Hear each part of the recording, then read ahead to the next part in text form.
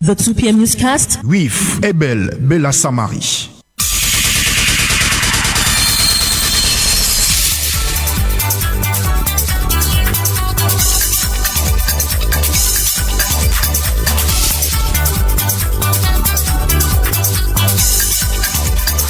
Good afternoon, blessed people. It is Wednesday, April the 21st, 2021. Coming up in this newscast. National Assembly mourns its Deputy Speaker, Honorable Emilia Munjowa Lifaka. It was heartbreaking to receive the news of her death. Honorable Lifaka will not abandon any task to us. Whatsoever thing she assigned to us, she followed to the latter. She was with us from the beginning to the end. Very passionate with every need from her people. She was the mother of the motherless. More tribute in this edition of our 2 p.m. newscast. And still to come in this newscast, we'll take you to chat to get the latest information as we size up the impact of the death of Idris Deby Itno on the African continent. And in sports, Ben Emmanuel Kun will be joining me in the studio to talk about the chances of Cotton Sport of Garwa winning against JS Kabylie today out there at the Rumdiaja Stadium in Garwa.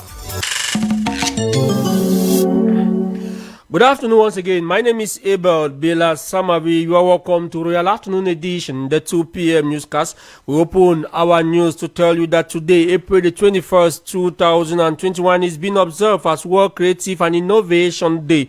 The United Nations Organization designated the 21st of April to raise the awareness of the role of creativity and innovation in all aspects of human development by encouraging people to use new ideas and take the step towards making the world better through creative thinking. In line with this day, our reporter Jementa caught up with a pedagogue to find out if our educational system favors creativity. I report. Creativity being the act of conceiving something original or unusual. According to some Cameroonians, education nowadays does not favor creativity anymore. Julius Neba is a pedagogue and tells us why. We have been having a type of education where the children just cram and sing songs in all the subjects. In fact, they can recite everything, but it has never helped them to be creative in any way. If the nation was creative, you would not have so many job seekers the way we have. Take, for example, they will launch a concours where they need 15 candidates. 3,500 and something people would reach. That is to tell you how the level of joblessness is in this country. Though the Cameroon government has put in place a school curriculum that will help students and pupils to be more job creators, this pedagogue says it's not enough. Some of us who study deep into it have discovered how wonderful that curriculum is. Though it is not really town-oriented, because some of the aspects that have to really make the children competent, you cannot really execute them in town because of lack of plot. Schools are open just in somebody's parlor without a yard. There's some of the things that they cannot really follow up, like agriculture, like technology and engineering and other. But nevertheless, the curriculum is good. This pedagogue therefore brings forth some suggestions to help the young generation to be job creators. Julius Neba once more. So what I will tell you is that the now curriculum for education is going to really make the children creative. But the point is that those passing it on were not well trained to pass it on. So look at it as a way of punishing them. So if the government could better structure and train the trainees on the new curriculum and make them know, not just train them to teach it, but train them to see the advantage and the impact on the nation. This curriculum we have now will go a long way to curb those job seekers and create job creators. Adding to these, parents as well have a great role to play by showing to their kids the importance to create and innovate within our society. Abel. Jementa, and we stay in government news to see the minister delegate at the presidency in charge of public contract. Minister Ibrahim Taba Mala has expressed satisfaction with some construction work going on in the central region. The public contract boss was speaking yesterday while on an evaluation tour on some structural projects. Here now is the minister. I'm very satisfied for what I have seen since this morning and for the achievement of all these projects. I want first of all to start by the two first buildings, the Afrosci building belonging to Minconsupe. I want to say that this building should be a bright building because the visibility of our country and even our diplomacy will gain something very important. It's the same for the commission, Comifac. because it's an international organization or commission to building Cameroon to show what he can do, what he can end. We are proud to gain this project. Because of this project, some other countries will come and hold a meeting in Cameroon, and it's very important for our country. The Minister of Agriculture and Rural Development has reached out to cocoa producers through the provision of equipment and other financial aids. Minister Gabriel Mairobi says the state will clear its debt of 3 billion francs CFA to facilitate their job. Take a listen to the minister. Usually it is FODEC who pay the money for the cooperative, but since 2018 FODEC cannot disburse money without an authorization of the hierarchy. We are looking forward to find an issue for the debt of 3 billion, so they can trust the government will pay the money. And on to the story, the time limit from Abel to a new to readjust the light to readjust light cuts in Cameroon expire today, and things have not changed as much on the sides of the electricity distribution company as to the frequent power cuts still exist in our country. Jessica Tangana analyzed the situation with an economist in the following report. The Director of Electricity Sector Regulatory Agency, ARCEL, had sent a letter to a formal notice to the Public Service for the Production and Distribution of Electric Energy (ENEO) to deplore his insubordination regarding the facts relating to the complaints of certain customers. 8 days today, and ENEO seemed to remain insensitive. What thought do we get from the situation? Our economist Jones Viban explains. ARCEL giving orders to ENEO is first of all very complex because the power sector of our country is being controlled by 4 driven systems, including the Ministry of Power and Energy. So ARCEL is just a member who tries to regulate the power sector of our country, and it all happens that we have only one person who is a member of that ARCEL. ENEO has little or no power to solve electric problems in Cameroon, as believed, Jones Viban reiterates. ENEO is not the one in charge of production, and ENEO is not the one in charge of transferring the power from the source right closer to the consumers. So it is been normal that ENEO cannot do anything. What ENEO is in charge of is commercializing and maybe a bit of maintenance of some light issues. So ENEO cannot bypass powers to go, maybe if the problem was at the source, to start solving from there. So 8 days ultimatum for me was not enough. Who therefore should be blamed for these electric problems? They should start solving the problem from where the problem is supposed to be solved. That is from the level of the Ministry of Water and the Energy. That is where the problem is. The truth is that ENEO can only manage to see what they can do. ENEO cannot change anything. They cannot change things overnight. I don't think that they are the ones to be blamed. If we really understand how the sector and the system functions. No matter the alternatives put in place, how households will find it difficult to sustain during this period. Still Jones Viban. We cannot sustain, even if we take alternative power sources, the solar system and whatever, it cannot yield us any fruit. I think the government should be able to decentralize. The government should be able to allow citizens who think that they have the power, they have the money, they have the ability to generate their own system to give us energy. There we can sustain. Apart from that, it is rather unfortunate that the sector or the country is being designed in such a way that we cannot go anywhere with it.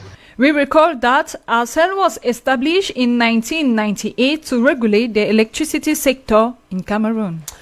Jessica Changana in that report. You are listening to Royal Afternoon Edition, the 2 p.m. newscast, and still to come in this edition. The people of Chad want the power in this country. So this is the future. People of Chad, they don't want our country. His role is to make sure that our army, and I hope we can then build based on our assets of today to build a better future. And on to this death announcement, the Right Honorable Speaker of the National Assembly hereby announced with deep sorrow the death of Honorable Emilia Munjowa Lifaka, Member of Parliament for Fako West constituency in the Southwest region, member of the Constitutional Law Committee, Deputy Speaker of the National Assembly of Cameroon and Chairperson of the Executive Committee of Commonwealth Parliamentary Association. The death occurred on Tuesday, April the 20, 2021 at the Boya Regional Hospital as a result of a brief illness. The Honorable Speaker of the National Assembly equally says that the Speaker of the National Assembly hereby extend his deep condolences and those of the entire House to the bereaved family. And it is signed by Gaston Kumba, Secretary General at the National Assembly, on behalf of the Speaker of the National Assembly. Like you get it there from that release, the death has been announced of the Deputy Speaker of Cameroon National Assembly, Honorable Emilia Monjowa Lifaka. She died in Boya yesterday after an illness. In the paper that follow, you tell us that the late Vice Speaker was a political, very active woman, and her collaborators have only heart-warming memories of her with Mapala. Born on April 11th, 1959 in Boya, Honorable Emilia Lifaka Monjowa was voted into the National Assembly in 2002, and in 2009 she was voted Deputy Speaker, a position she held till her last breath. She served in several committees at the lower house of parliament and was the honorary president of the network of female parliamentarians. To Mr. Ekema Emmanuel Likeme of the National Assembly, Madame Lifaka was an exceptional leader. Memories I hold of her are so many. As a boss, Honorable Lifaka was a goal-getter. She loved perfection in everything that she was doing. Honorable Lifaka will not abandon any task to us because we were her staffs. Whatsoever thing she assigned to us, she followed to the latter. She was there with us from the beginning to the end. I think that was a sign of humility that she impacted on us. Madame Emilia Monjowa, through her non-governmental organization, the Lifaka Foundation, reached out to youths, women, and the less privileged. She was also chairperson of the Commonwealth Parliamentary Association, living a political life that was down to earth and closest to her people. As a politician, I saw our mother being very passionate with every need from her people. She used to receive calls from everybody, and she gave a particular attention to whosoever brought a problem to be solved in her office. But death has cut short her plans for her people. Truly, we are going to miss her. Honorable Engwi Francis still finds it hard to accept the departure of the Deputy Speaker because working with her, he says, was more of family connection. It is very sad, very painful, and a very big surprise. Honorable Madame Lifaka was a former colleague. And in fact, during my term of office in the National Assembly, we did quite a lot with her, and she treated me like a mother. She's always kind. I was so happy that she always confided in me privately on certain strategic issues that concerns our nation. As a mother, we will miss her so much. She will definitely be missed by thousands who looked up to her with hope for a better tomorrow. May I so rest in peace. Mapala Zita in that report. And in a similar story, we take you out of the country to next door Chad, where Chad's president Idris Deby Itno has passed away on Tuesday, April the 20, 2021 at the age of 69.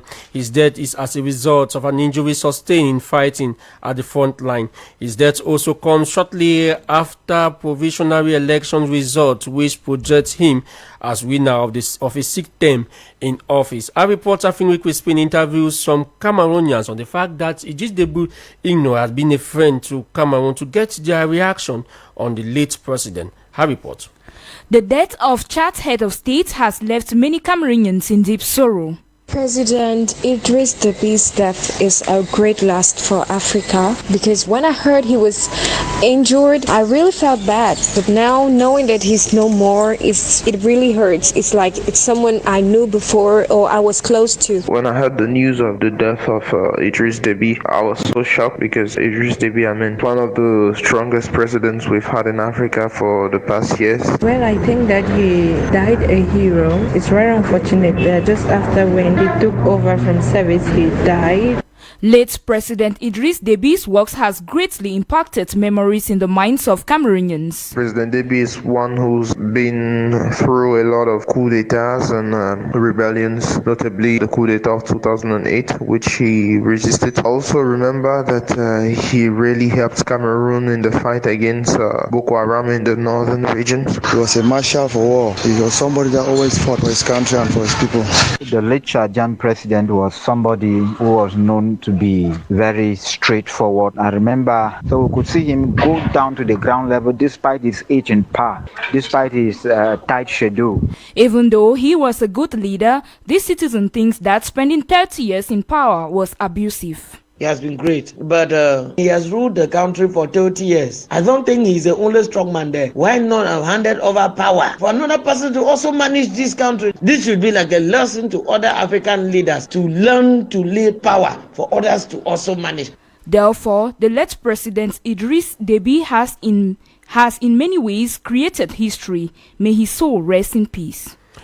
May his soul rest in peace. And following the deaths of Idris Deby, a transitional military council has been put in place, but the opposition has rejected the transitional military council. Report hold that former Prime Minister Salah Kazabu and Muhammad Ahmed Ahabu of the opposition party of Freedom and Development have demand for the transition to be led by the Speaker of the National Assembly. However, other oppositions is determined to support the government. Let's now listen to this opposition leader from Chad. The people of Chad want the power in this country. So this is the future. People of Chad, they don't want our country. His role is to make sure that our army, and I hope we can then build based on our assets of today to build a better future. And the current situation reigning in Chad with the border closed has a great influence on the economic life of the population of the sub-region. Cameroon, being part of the Central African sub-region, is not left out. In the following report, Susan Nayonge interviewed an economist to get the consequences of this act. Take a listen to her report. The death of Chad's President Idris Deby has caused general ramshackle in the nation, among which are the closure of borders with neighboring countries. Looking at things on the economic perspective, Mr. Chene Constantine, an economist, gives probable expectations from the population. The people who are there in the far north, we expect an influx of Chadians into Cameroon, and we are going to expect housing shortages, the levels of insecurity that will rise, food shortages that will abound, criminality will increase, and we know this is a period of the COVID. It is also going to increase the probability of the COVID spreading. Despite all this, the economist reminds us of some of the instances characterizing the good trade ties between Cameroon and Chad. Part of the Douala-based Port Autonome Douala has a Chadian section. Trade between Chad and Cameroon has been good because, Chad exports her petrol using the CODCO, Cameroon Oil Transporting Company. When the train loads the goods and offloads them at Gaoundéré, lorries now take them over to Chad. Given that Chad is an all-land country, that is, no major water body surrounds it, the closure of borders will be disadvantageous for that country, as well as Cameroon that will have to indulge in expenses. Mr. Chene Constantine once more. First of all, the coordinated effort to fight against Boko Haram will have to slow down. Secondly, Cameroon will have to spend a lot of money because I hear the president of Cameroon has already deployed troops to prevent the insecurity from spreading over to Cameroon. Three, we are going to expect that food prices will go up seriously and there will be a lot of shortages in other goods. He also furthers on the economic impacts. Chad benefits a lot from our hospital personnel. We'll have to suffer a lot. So it's a bad situation because incomes are going to drop on both sides. Life may be lost. Insecurity may reduce if the border closure is very, very serious. But a lot of income will have to be lost. All in all, the future in terms of economic perspectives is globally known and it will not be beneficial for any country. Susan, in that report, and joining me in the studio is our editor-in-chief, Promise Akante. Good afternoon to you, Promise. Good afternoon, Abel. Promise, the turnout of events in Chad over the last 24 hours has left many wondering why political transition in Africa remain problematic in general. With an expert in international relations, we throw more light on this subject. Political transition in Africa is more and more complicated, with countries sinking into crisis most often than not after a presidential election. What accounts for this? Womo Blades, an internationalist. The problem with transition in Africa is not strong men or strong institutions. We have strong men, we have strong institutions, we have strong laws. So if the problem is not at the level of the laws nor with the men, Where does the problem lie? Wumo Blaise elucidates. The problem is, one, we have presidents in Africa who are not ready to leave power. They cleave to power until they die. Secondly, we have presidents who do not want a separation of power. You see a president who is the chief of the armed forces, the chief of the executive, who is the head of the legislature. Now, how do you expect these other institutions to operate within the ambits of the law, also respect the law, when the president appoints everybody, the president is at the head? Taking the context of what's happening in Chad, an internationalist says it is the result of the cacophony put in place by the centralized system. The constitution, as per Article 76, states that in the case of a vacancy in the post of president, the Constitutional Council of Chad sits, announces the vacancy, and the Speaker of the Assembly takes over for between 45 days at least and 90 days at most, in order to ensure that the elections are carried out. He can dissolve the assembly, but because the president was a marshal of the army, he was the head of the armed forces, the army feels like we as the ones who are supposed to take over, and so they violate the constitution because there was no separation of power. The constitution seems to remain the only reference for stability to be maintained. Wumo Blaise proposes some other solutions. If such things have to stop in Africa so that we see smooth transition, one, there must be separation of power, and the constitution must be respected. We should not see cases where presidents are continuously changing constitution to remain in power for as long as possible. Idris Deby was there for 30 years. We have a lot of African leaders who have been there for so long and are not ready to leave power. Hopefully, these words will not fall on deaf ears. Indeed, Promise Akante, and some presidents have extended a letter of condolence and recognition of the Transitional Military Council. President Paul Biya of Cameroon, in his tweet, says the passing away of Marshal Idriss Deby Itno is a great loss for Chad, Central Africa, sub-region, and the entire African continent, which is safe endlessly. Mark Christian Kabore of Burkina Faso recognized the efforts of Idriss Deby Itno in the fight against terrorism in the Sahel region, Boko Haram in the Lake Chad Basin. France, on his part, also recognized the great friendship between France and Chad. The fundamental question now is, will the death of Idriss Deby Itno have an impact in the fight against terrorism?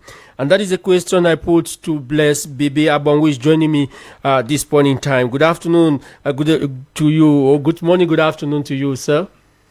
Good morning, Mr. Abel Bela Samari, and thank you for giving me this opportunity. First of all, to express my heartfelt condolences to the people of the Republic of Chad, and most especially to the family of Field Marshal Idriss Deby Itno, who passed away yesterday. Now, sir, we want to know if the death of Idriss Deby Itno, who has served as a security backbone in the African continent, especially in the sub-Saharan region of Africa, will cause any harm or impact. You rightly say that President Idriss Deby was a fundamental bulwark in the fight against Boko Haram. But not only Boko Haram, but all of those groups that have constituted into terrorist militia and who were mainly spurred by the assassination, the fall in 2011 of Colonel Muammar Gaddafi, the Libyan guide. With the death of Muammar Gaddafi, a vacuum, a power vacuum, became existential in the Sahara area, and most of the military hardware that were held by Gaddafi's government found themselves in the hands of renegade militia, and actually spurred attacks in other parts of the continent below the Sahara, including Mali, where we saw a coup d'etat, and other countries in Niger where all of these attacks have been happening. Now, I want us to look at his role he played in the Lake Chad Basin, in the Sahel region. Bless Baby Abon.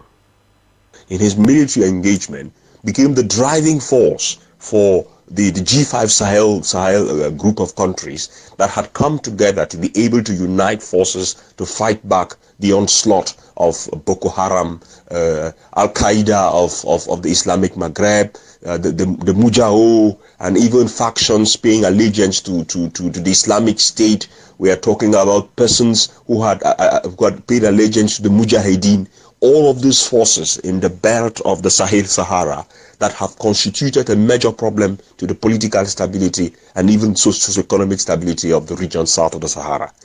President Deby was a leading force in the fight against all of this renegade militia. And you're right to be apprehensive that with his death today, his demise today, many things could go wrong. And some of this wrong is what we are afraid of the future. Will his death create any impact in the region?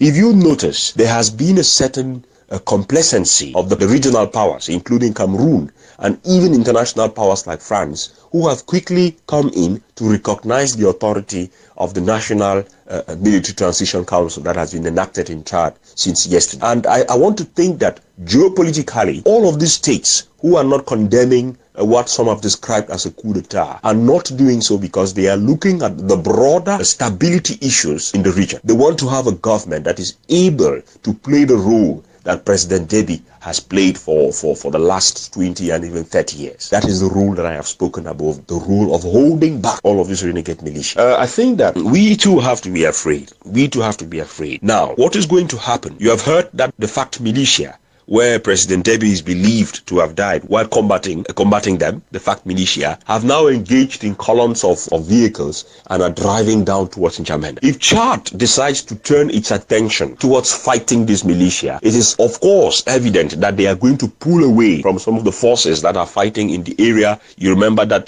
President Deby had committed over the past 10 years more than 4,000 fighting men in the Sahel, some of them around in Mali, fighting alongside Operation Sangaris of the French military, and most of them in they call it the area of three boundaries between Niger, Burkina Faso, and Mali. And this loaned story out of the country. U.S. President Joe Biden has said that the conviction of a former police officer in the killing of George Floyd can be a giant step for the march towards justice in America. White officer Derek Chauvin was found guilty on Tuesday on second-degree murder, third-degree murder, and manslaughter. Sentencing is likely going to happen in 2 months, and Mr. Derek will likely face a decade in jail. Take a listen to President Joe Biden as he speaks on the situation. The murder of George Floyd launched a summer of protest we hadn't seen since the civil rights era in the 60s. Protests that unified people of every race and generation, peace and with purpose, to say enough, enough, enough of this senseless killings. Today's verdict is a step forward. Let's also be clear that such a verdict is also much too rare. For so many people, it seems like it took a unique and extraordinary convergence of factors. A brave young woman with a smartphone camera, a crowd that was traumatized witnesses, a murder that lasts almost 10 minutes in broad daylight for ultimately the whole world to see. Officers standing up and testifying against a fellow officer instead of just closing ranks, which should be commended. A jury who heard the evidence, carried out their civic duty in the midst of an extraordinary moment, under extraordinary pressure. For so many, it feels like it took all of that. I will move over to sport. Let's welcome Ben Emmanuel Kung with our 2 p.m. sport page. Hello, Emmanuel. Hello, Abel, Bela Samari. Our first stop is in Garoua, where Cotton Sport of Garoua is currently facing JS Kabylie on match day 5 of the CAF Confederation Cup. The League One giant are poised to clinch a spot for the quarterfinal, Emmanuel. That's correct. 28 minutes of that crucial game pitting Cotton Sport of Garoua and JS Kabylie has been played and is still goalless on either side. The League One giants have been deprived of 3 potential game changes. Solomon Banga Bin Jimmy has been ruled out after being booked in his 2 previous games. His teammates Tamen Gombe and star striker Dauda Camilo are also absent for health reasons. But there is also good news with the return of Thierry Trente in the team. Regulars like Itabawak, Felix Okin, Arnold Sibiri, Marul Schreiber and Game Arena have been handed starting roles. Cotton Sport leads Group B with 9 points after match day 5. They could qualify for the quarterfinals of the CAF Interclub competition if they avoid defeat today this afternoon against second place JS Kabylie. Defending champions Renaissance Sportif of Bekan and Napso Stars clash in the second Group B game at 5 p.m. There are 6 other fixtures of the CAF Confederation Cup to take place across the continent today. Emmanuel, we stay in football to talk about Elite One Championship, where 8 matches of the Elite One Championship will take place today. There are 3 fixtures currently ongoing in various stadia across the national territory, precisely in Yaoundé and Bamenda, but only the game pitting Tekase and UMS of Lom has produced a goal. Tekase chose by 0-1 at halftime. Well, the other fixtures coming up in just under 30 minutes. Other games will be coming up shortly after. There are some exciting games to watch out for. Stade Rennais of Melong will host Union of Douala at the Municipal Stadium in Melong. Avion Academy entertains Edin Sports at the Bepanda Annex Stadium. Canon of Yaoundé will be hoping to get back to winning ways when they take on Colombe at the Njan Lobo at the CAF Excellence Center in Bankomo. Apaches on way to Panther Sportif and struggling Yafut are aiming to stun Group A leaders AS Fortuna. Just a single delay match will be played tomorrow Thursday with Fovu Club of Baham to face visiting PWD of Bamenda. Bamutu Sambuda are exempted for match day 8. Emmanuel, before you go, I want you to tell us the latest information for this final proposal European Super League that has collapsed after 6 clubs pull out from the project. Emmanuel? That's correct. Plans to set up the European Super League is in total ruins. This after all 6 Premier League teams involved in the European Super League have withdrawn their candidatures. Manchester City were the first to pull out after Chelsea has signaled their intent to do so by preparing documentations to withdraw. The other 4 sides, Arsenal, Liverpool, Manchester United and Tottenham, have all followed suit. The Super League said it will reconsider the most appropriate steps to reshape the project, but football fans across the globe, especially in Europe, have been delighted over the project's downfall. The 12-team Super League was announced on Sunday, but met widespread condemnation across the globe. Thank you very much, Ben Emmanuel, with that sports story. Let's now welcome Anne Priestley Kopitek, who is here with a summary of this newscast in the French language. Good afternoon to you, Anne. Good afternoon, Abel Bela Samari. Énergie électrique au Cameroun, l'ultimatum de l'Arcel Eneo prend fin ce jour. L'agence de régulation du secteur de l'électricité attend de la société de distribution du courant électrique les actions fermes pour mettre fin aux coupures d'énergie fréquentes ces dernières semaines. La journée mondiale de la créativité et de l'innovation se célèbre ce 21 avril. Créée en 2017, elle vise l'encouragement à l'expression artistique et à la découverte des solutions dans tous les domaines de la société. À l'international Tchad, 14 jours de deuil national décrétés en hommage au président Idriss Déby Itno. Les obsèques officielles auront lieu vendredi prochain. Les pays du bassin du lac Tchad perdent un allié stratégique contre Boko Haram. En sport, Coupe de la CAF, Coton Sport, représentant du Cameroun, discute en ce moment la 5e journée de la compétition interclub. L'équipe de Garoua est face à JS Kabylie d'Algérie.